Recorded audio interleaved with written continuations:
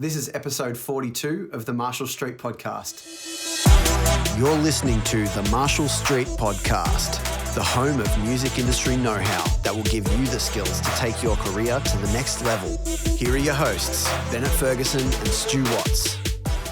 What's up, everybody? This is the Marshall Street Podcast, and this episode is called Pushing Your Creative Boundaries.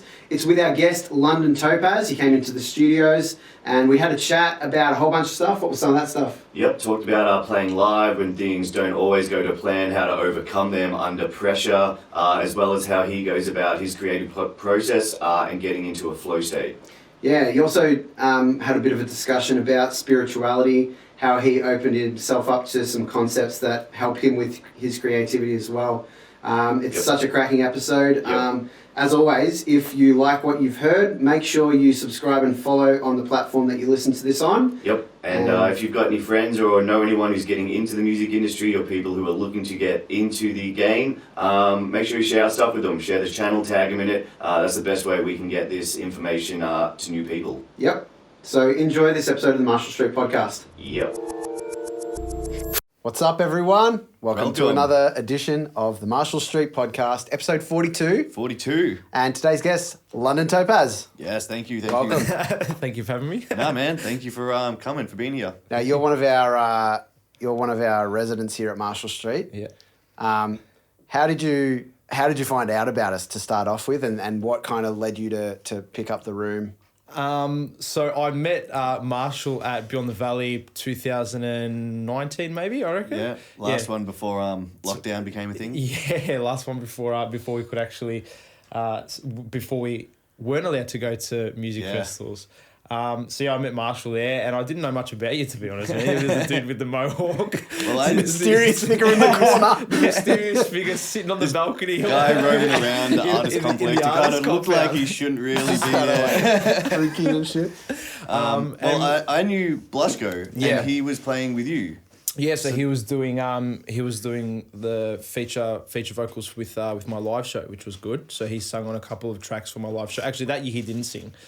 Because my whole live show cacked itself.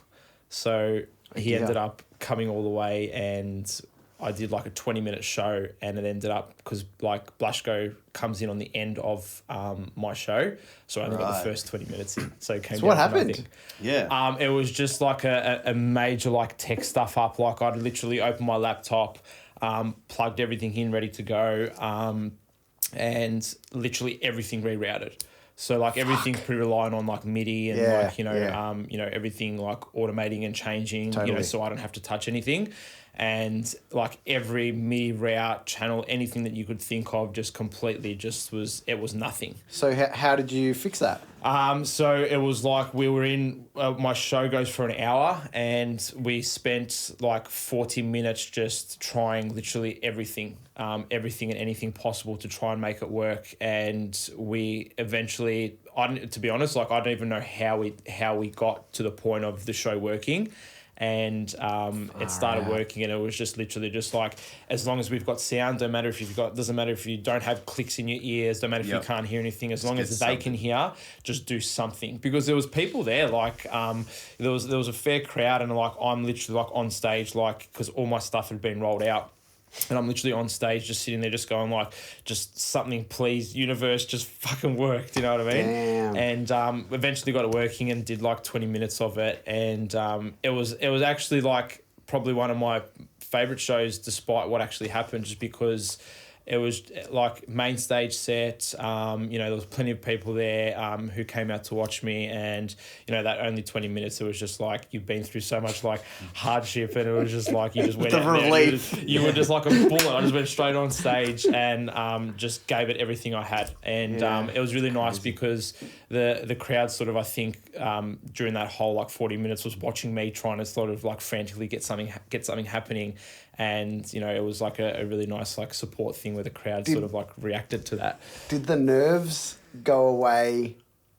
Like, because right at the start you would have been like, fuck. And I don't know, you probably would have frozen, right? Like it would have been like, okay, shit, I don't even know where to start here. Well, that's the thing, man. Like in that moment, like I think the main thing that I want as an artist is to walk into a show, not having to worry about like, you know, my tech failing or anything happening. Like, you know, I just want to walk in there and know that once I plug everything in, it's, you know, line check, sound check, everything's working, I've got my ears mix going, everything's ace, and I walk away and then I come back and I play the show, and all I have to focus on is that show and being, you know, the best possible performer.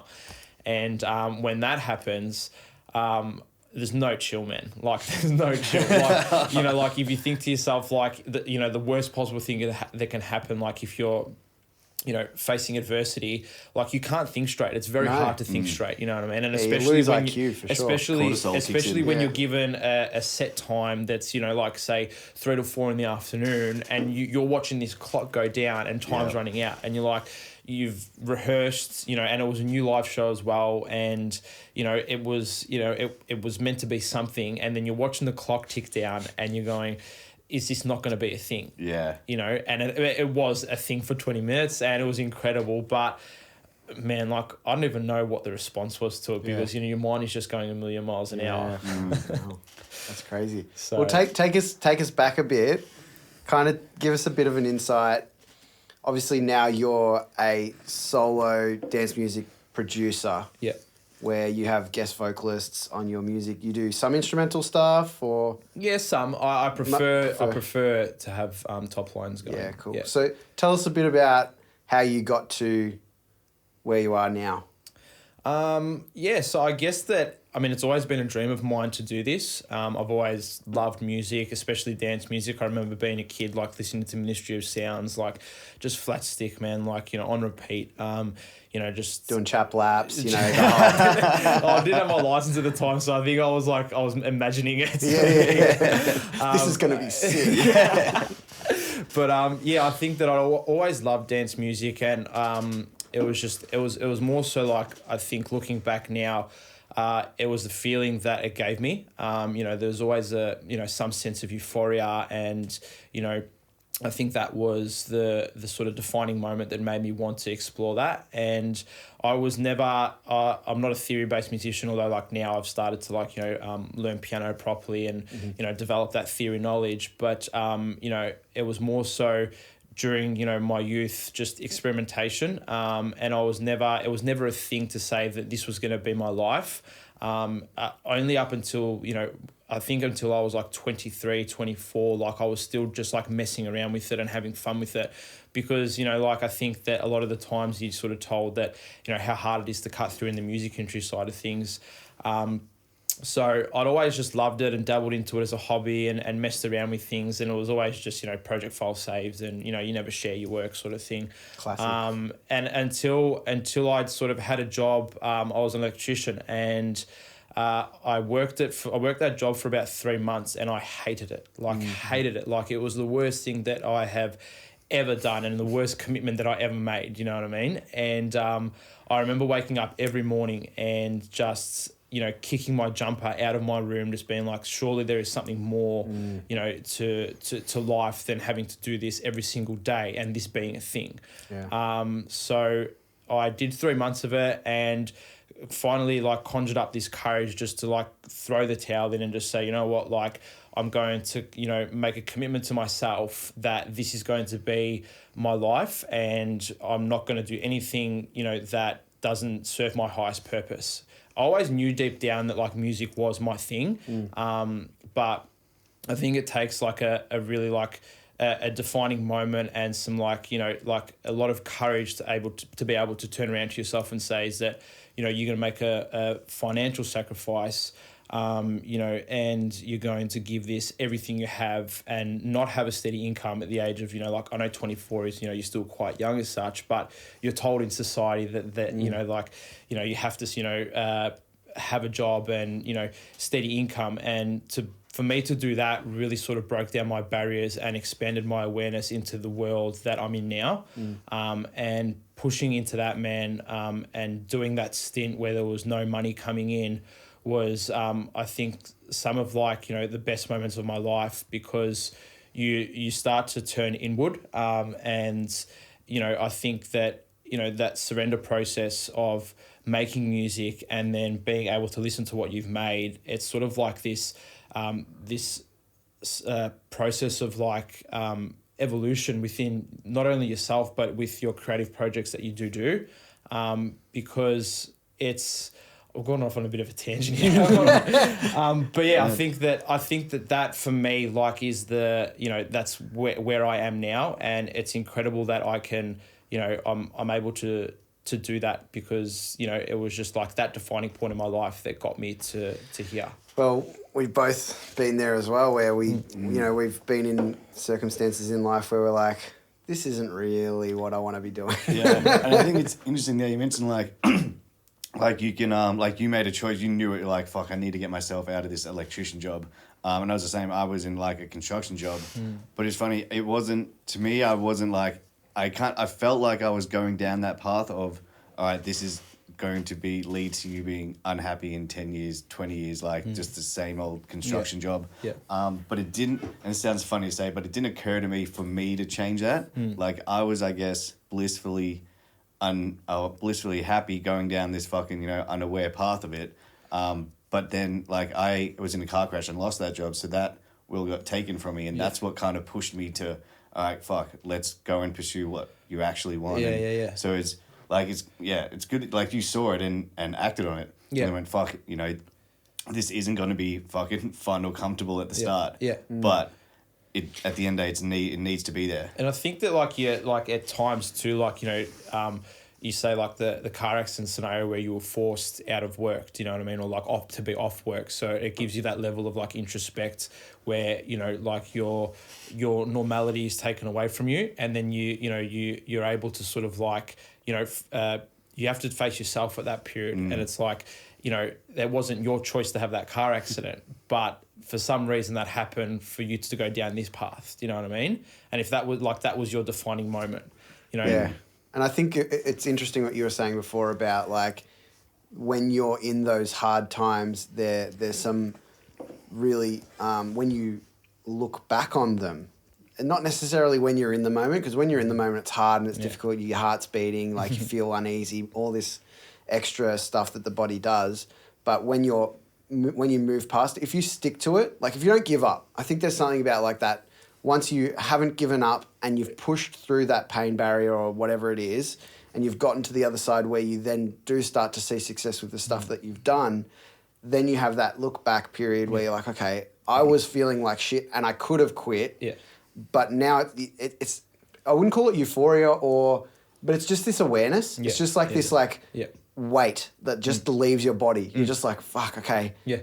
Okay, there's something here. It is a thing. I was right. I was right. Like, I was right to stick with it. Yeah. And if anyone's listening that resonates to that and you feel like you have something that you really want to stick with and try and get something out of it, don't give it a short period of time. Give it, a few years at least to just put as much effort into, even if it's a side project thing or, part-time, whatever, really still stick with it, because the stuff that you get out of those sorts of experience when they're hard, once you've finished them, you look back and you're like, fuck, I've done some stuff. That's that self-satisfying feeling you get. It's like of doing hard shit, like doing shit that isn't fucking easy, or it's like physically, like going to the gym, doing things that are physically difficult. After it, you're like, fuck, you feel better. Yeah, 100%. It's like instant gratification first, like delayed gratification. I think like we live in a society where, we want quick fixes. And I feel and we get told that we can have them. Totally. Well, it's, it's, I think social media has really ruined us in that sense that it's, we're given, like dopamine fixes almost instantly. And we're not taught to deal with pain well. And when pain does, like come into our life, is that like we immediately try and turn to something that's going to make us feel better straight away. Do you know what I mean? So, and a lot of that is money for people. Totally. Money is like a big factor in those decisions that people make. Of course. And if they do see something like a well-paying tradie job that they might not like, or a factory job, or whatever it is, they're like, okay, this is pretty decent money for, whatever, but it might not make me that happy, but at least I'll have money. And you give up the thing that you're actually happy and fulfills you. You might not give it up all at once, but bit by bit, like that first 6 months, suddenly you're not doing it because you're busy at this new job. You're like, I'll get back to it. And then it's not instantly you wake up like, all right, well, wipe the hands of that. I've hands that bit by bit. Yeah. it stops kind of being a priority and Yeah. it just gets a little bit less and less Definitely. time Yeah, yeah. until 6, 12 months, 18 months down, you look back, you're like, fuck, I used to have a hobby or I used to do something. Yeah, definitely. Let's talk a little bit more now about your creative process, because from me, coming from a band background and what you were saying before about the save project file and then don't release it and Yeah. this and that, for me when I was younger, like for my first 5 or 6 years, it was actually the opposite. It was like the only way that we were going to be able to have music of our own was to go into a studio and record it with someone, which therefore it's like, okay, I've recorded with someone, let's put it out. Yeah. That was the process. But when it comes to when you're a producer, when you're making music, like later in my progression, I've got thousands of like saved files or whatever. But as a producer that starts off that way, that's reality right from the start. Yeah. I mean, I think that, like for me, that notion of like not releasing music was probably a little bit of like my perfectionism, like having a perfectionism attitude, which is probably more related to like the fear of judgment. Do you know what I mean? Yep. But within itself, man, like I think intuitively, like I knew when the time was right to release, and I felt like nobody had heard the London Topaz project before, so I just had to be with myself within that period to develop something that I thought would cut through. So How long did that take? it took me a while, man. I think I was probably really discovering and experimenting and trying to sort of like refine what I wanted London Topaz to be sonically for at least a year and a half. Out of that probably came like maybe 3 or 4, polished songs, and a lot of just like dead weight things that weren't ever going to see the light of day. But I think like being in that period of like incubation for me was essential for me to have the courage and the confidence to be able to do what I do now and actually like properly sit in the studio and create and know that there's going to be an end product here that the people are going to hear.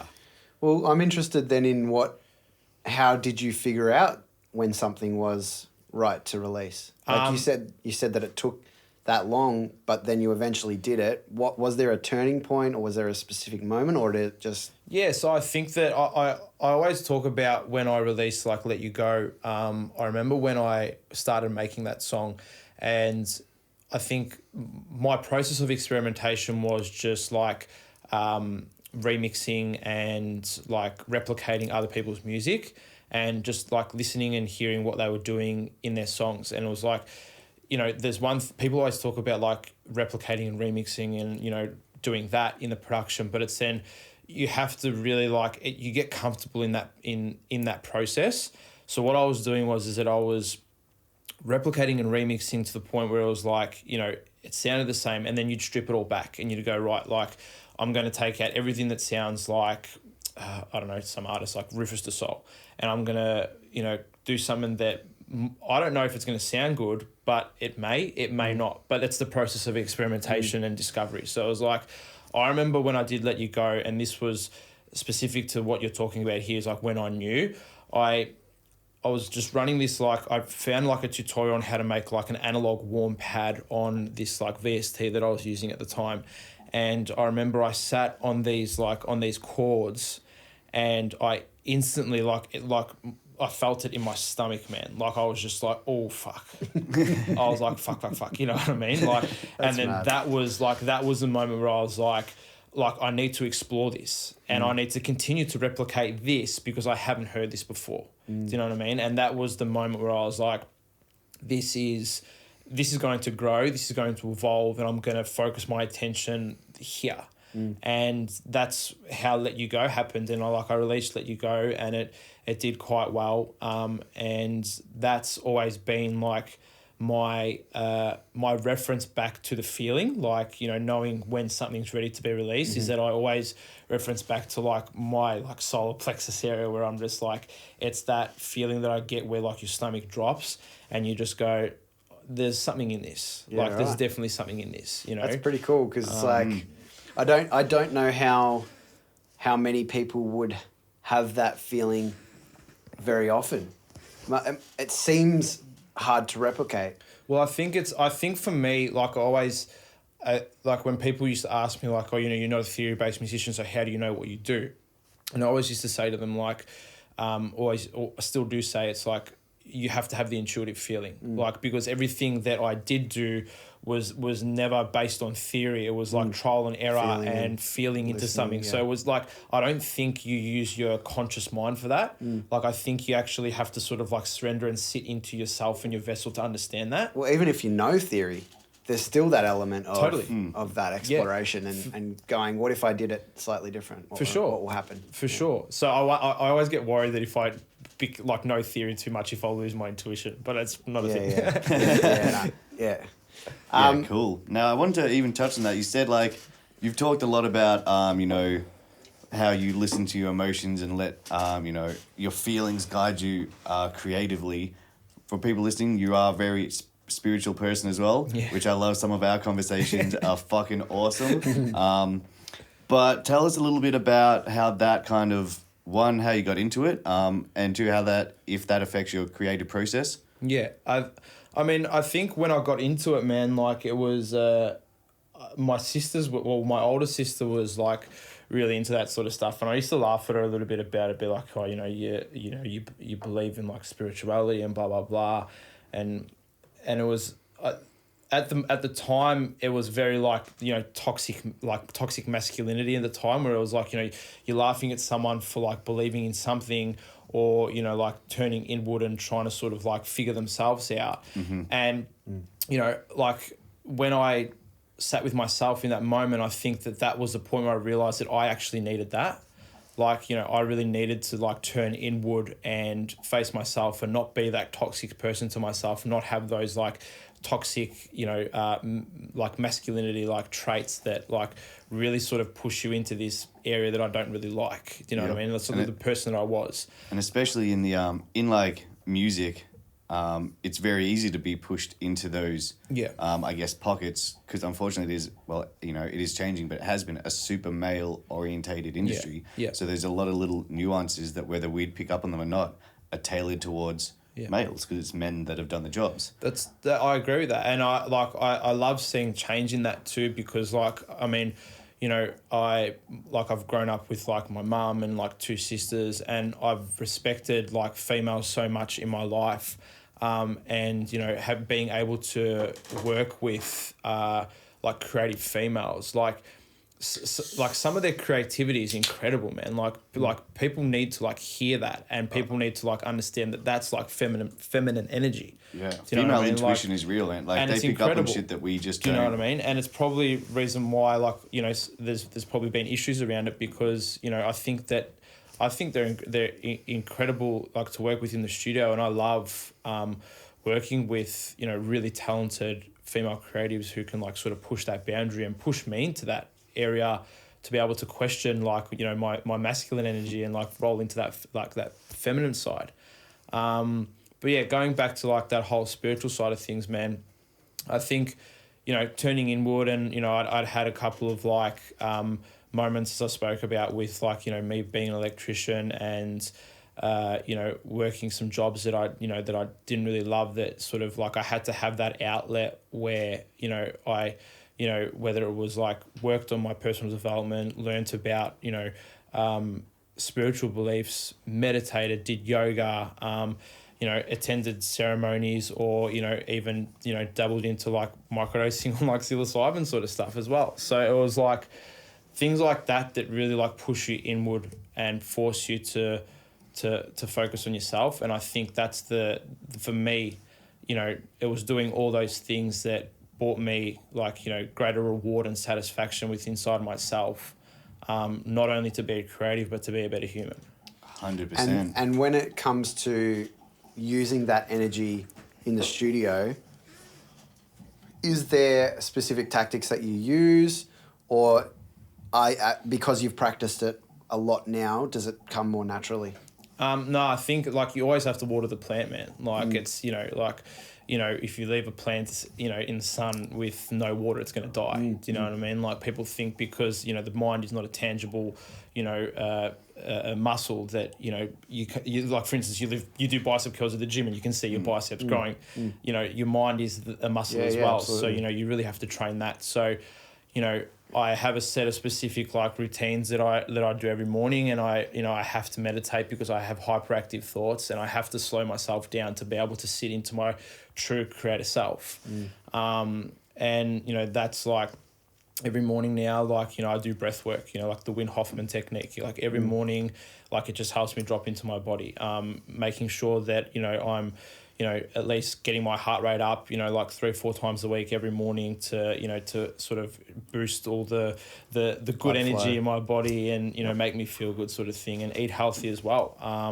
And, you know, a lot of it too is like also having downtime and some time where I can like read a book, you know, on personal development, or listen to a podcast on, you know, somebody who's ranting about, you know, something in the spiritual world that helps me like expand that awareness. But, you know, the specific routine is like making sure that I drop into my body using my breath. And man, some days I have good days and some days I have fucking bad days. And it's like, it's totally cool. And you have to like, again, have that intuitive knowledge on, you know, where your creativity is. Because again, it's like, you know, as a creative, and like you boys know as well, is that like, you know, you can't pick up a hammer and, you know, build something. Like it just doesn't work like that. You know what I mean? So it's like, you know, having all these things outside of you that help to, you know, fuel that fire. And whether it's breath work or sitting in nature or going to the river and sitting in the water, or, you know, cold water therapy or whatever it might be.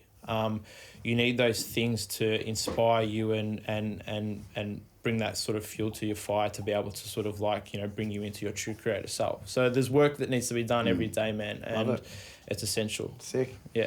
The other thing I wanted to kind of delve into as well, because we don't really have a lot of, you know, dance music producers or, you know, dance music lovers, I guess, around these studios so much. It's more, you know, hip hop and, you know, for me, like rock music and that sort of thing. So probably just because, you know, as a dance music producer, you can do things at home, you know, all of that sort of thing, or you go to the clubs and you spin records or whatever. But can you give us a little bit of insight on that side of things, working with other people, allowing yourself to create music, how having a space like your own room at Marshall Street, how that has helped your creative process as well? Yeah, so I remember speaking to Marshall about it when I started here. It was I think separating, like, you know, having a studio at home to having a studio here was so essential to be able to, like, you know, like I have like an insatiable work ethic, man. So it's like, you know, if I was at home, you know, watching Netflix, for me, like, I'd be feeling so guilty about myself because my studio was just there. Do you know what I mean? So like I'd force myself to just like continue to create because it was like, well, it's there. Like I may as well continue to like do that. But that within itself, I think, is like an easy trap to fall into. It's an easy trap to fall into because you force yourself to be creative. And, you know, the outlet of coming here was incredible because, you know, I, you know, do what I do in the mornings or, you know, during my days, and I can sort of, I come in when I'm feeling creative, and there's the drive from home to here that separates my, you know, home relaxed life into work. So as soon as I open the door here, I know what I'm coming in for. I have no distractions. Like, my room is there. You know, it's a dedicated music space. There's no distractions, and I'm here to work. And that's, you know, it's the short and tall of it, man. Like, you know, I think... And his room is pimped out as well. His room is nice in there. Yeah, I was getting there. Yeah. Once I take that couch. It has a vibe, that's for sure. Like, you walk in there and you feel, oh, this is nice. This is nice, Like, this is soothing. I walked in there before you had the incense going. It was fucking lovely. It's my last one too. Yeah, well, I mean, it's good because I remember the first time when you started coming, I think you came through here a couple of times for sessions, and we just kind of dived into some of these chats, and fucking like half an hour later, like, fuck, we just ended out in such a different place than initially thought. But it was just awesome, like your fucking energy, what you bring to everything, like, you know, as people see the energy you bring not only to this, your creative process, like that comes out in your music. You can feel it. It's kind of like, I think of anything creative, it's like you're putting energy into it, whether it's cooking. Like if someone cooks your meal, you can taste it. They're like, oh man, there's had some heart and soul, like some love went into this meal. Some energy has been put to bring these ingredients together.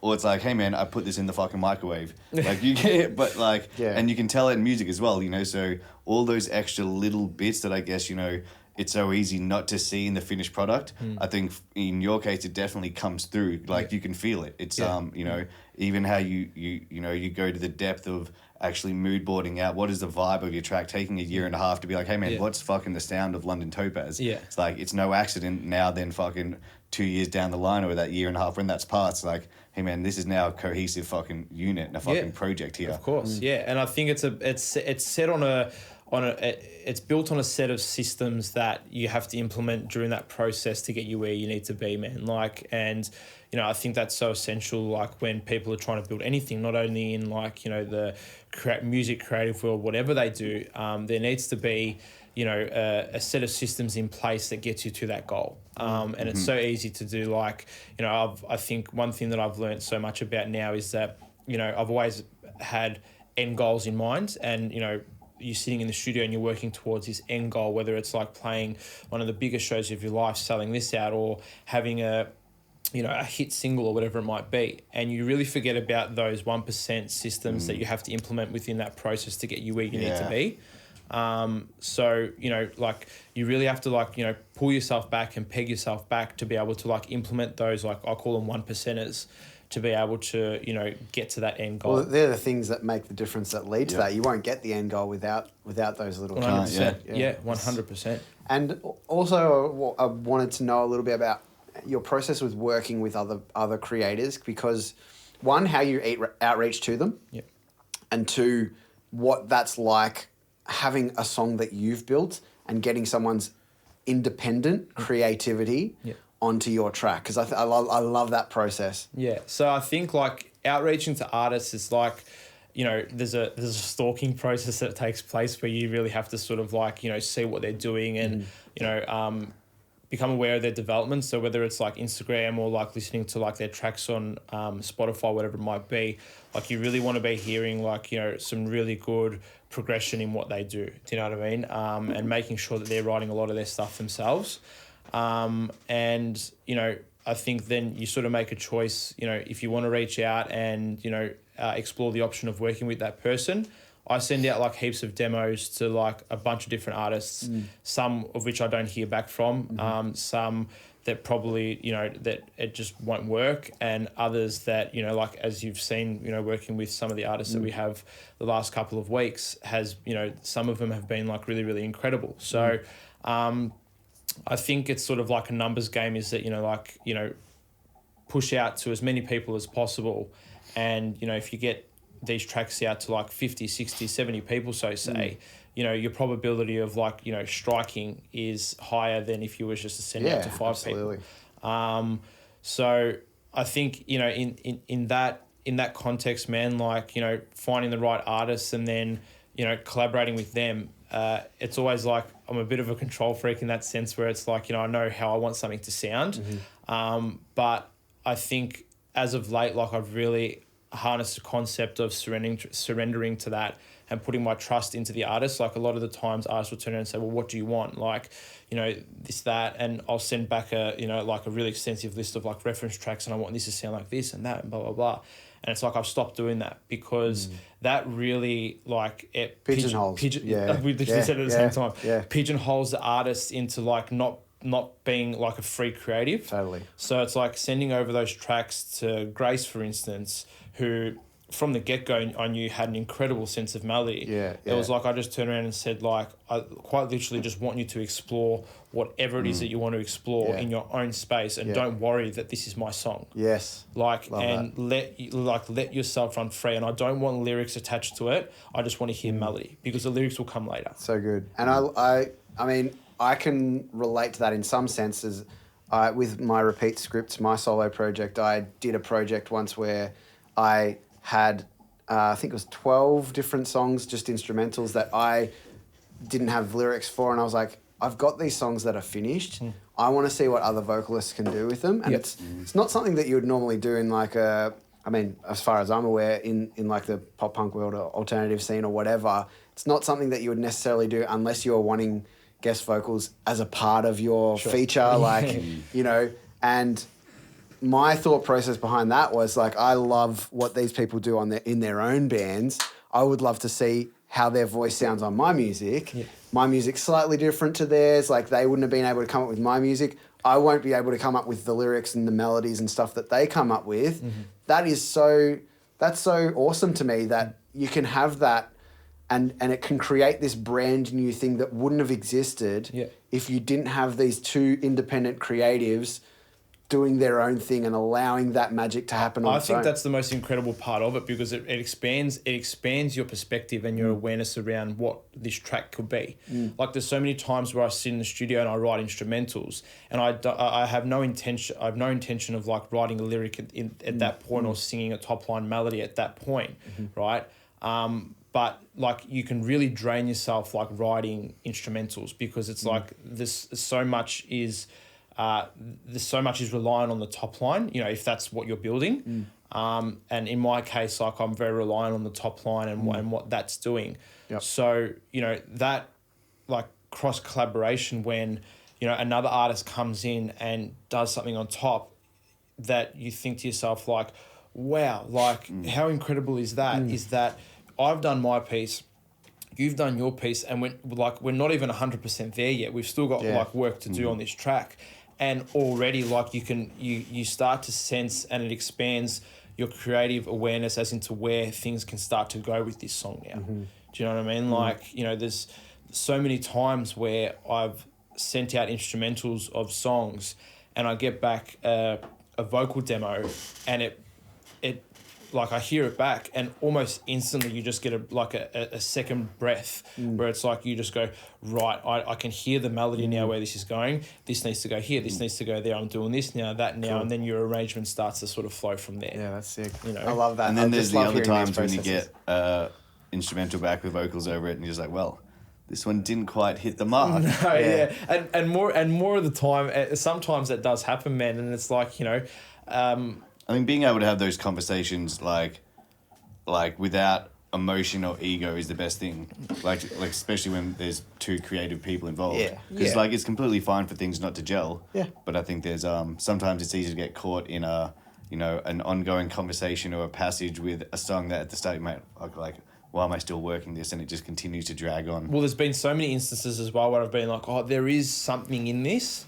And then, you know, you really try and push that, you know, that extra 10, 20% for the artist to like extract something that's going to work, because, you know, essentially you can hear something and even like you can't get it there. Like there's a point where you have to like understand is that like, as much as there is like a glimmer of hope, that sometimes the track is just not meant to be, and being okay with that is essential too. You know, very true. Yeah. Nice.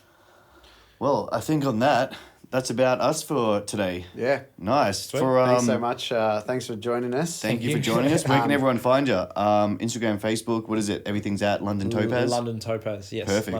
London Topaz Music, it's all there. All there. And you are going around the country again with the... For the Love Tour. For the Love? If it happens. At this point, it's going ahead, so let's run it like it is. Yeah, I think it is. So we've got Perth, March 13, and then I'm not sure on Melbourne dates. I really should know the dates. Perth, Melbourne, and Tweed Heads, so it should be fun. Just follow him on socials and you'll fucking hear about it closer to the date. Definitely. Do you have anything else that you want to shout out before we head off? Or am I meant to be shouting or something? No, whatever. No. All good. Pretty cool. Love it. Awesome. Thank you. All right, it's awesome. You been around here and having good chats, and yeah, we appreciate you, and thanks for joining us today. Thank you. Perfect. I appreciate Thank you guys. Thank you. Peace.